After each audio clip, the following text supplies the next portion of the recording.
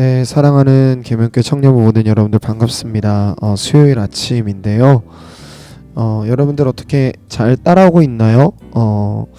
읽는 걸 포기하지 않는 방법을 한 두어 가지 정도 제시해 보면, 일단은 체크를 해두고요. 나중에 쉬는 주간에 좀 읽는 것도 좋습니다. 일단은 여호수아가 내러티브 파트라 좀 쉬우니까 다시 돌아와서 역사서부터 시작하는 것도 방법이 될 수 있을 것 같고요.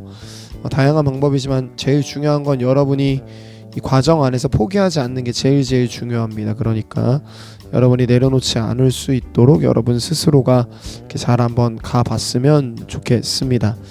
네, 오늘은 9장을 좀 한번 보려고 합니다. 여러분이 오늘 이제 12장까지 봤을 텐데 기브온을 점령하는 사건이 나오죠. 그리고 이제 가나안 땅의 북방을 차지하고, 그 다음에 마지막에 여러분이 이제 12장에서 가보면은 모세가 정복한 왕들, 그 다음에 이제 그 왕들의 이름을 이렇게 쭉 기록하고 있는 것들을 볼 수 있습니다.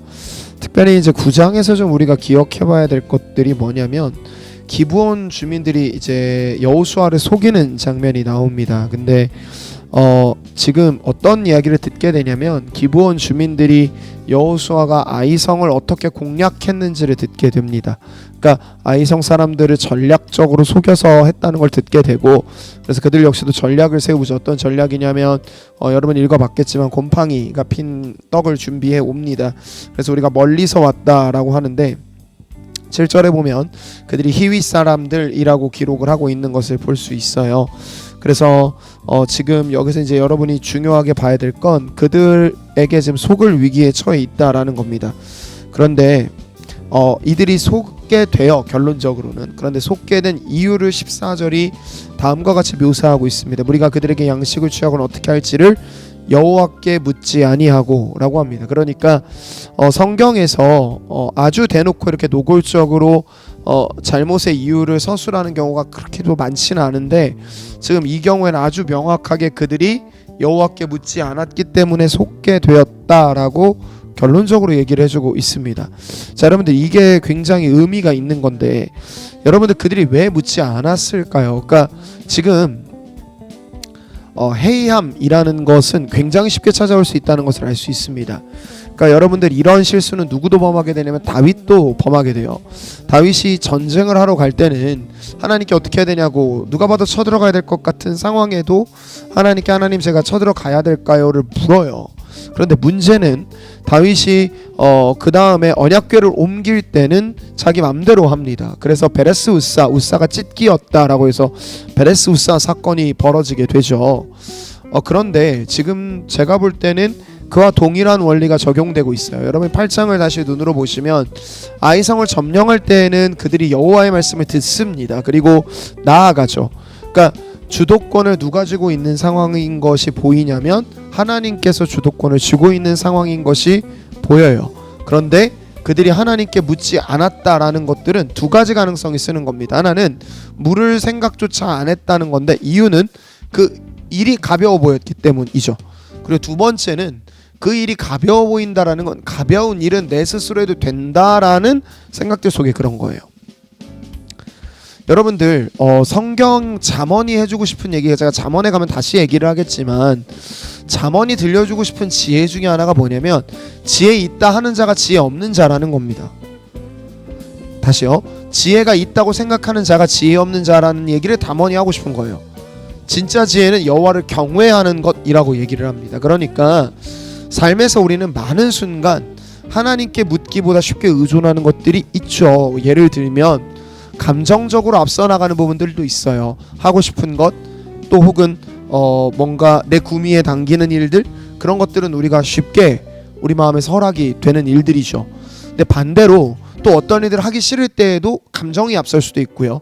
혹은 내 경험이 앞설 수도 있습니다. 그런데 여러분, 상황과 환경이라는 것들은요, 우리가 생각하지 못하는 상황 속에서 훨씬 더 많은 어려움들이, 많은 변수들이 펼쳐지고 있는 거라는 거죠. 그러니까 예를 들면 제가 늘 퇴근하는 길이 있는데 거기가 제일 빠르거든요. 그리고 그 길로 가면 365일 중에 한 360일 정도 빨리 갈 거예요. 그죠?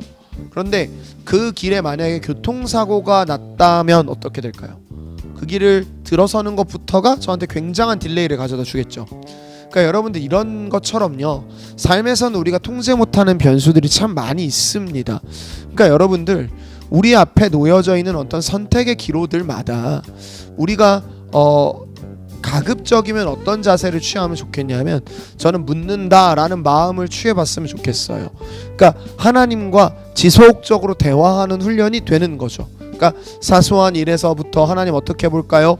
라고 할 때 물론 여러분들이 그렇게 하고 나서 우리가 쉽게 어떻게 또 선택하는 것들이 있을 수 있죠. 그런 것들에 대한 모든 대답이 또 즉각적으로 오지 않을 수도 있으니까요. 왜냐하면 우리의 영혼의 상태나 하나님의 계획이 그럴 수 있으니까요. 그런데 여러분 분명한 건 뭐냐면 묻는 자세가 우리에게 중요하다라는 겁니다.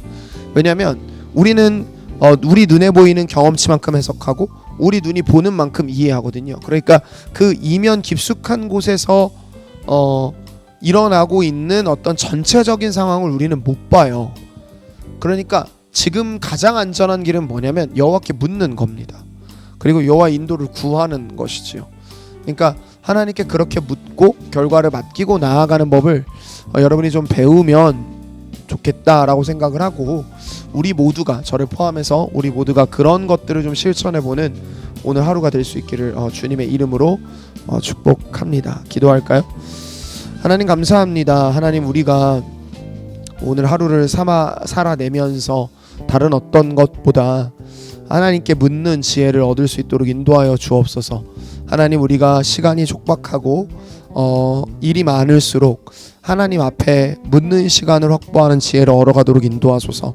지혜 있다 생각하는 자가 가장 어리석은 자가 되는 것처럼 우리 스스로가 하나님 앞에서 나는 지혜 있는 자라는 착각에서 벗어나 내 경험과 삶의 판단을 의지하기보다는 여호와께 묻고 나아가는 지혜로움을 보일 수 있도록 우리에게 오늘도 주님과 대화하는, 주님께 기도하는 습관들이 자리 잡을 수 있도록 인도하옵소서.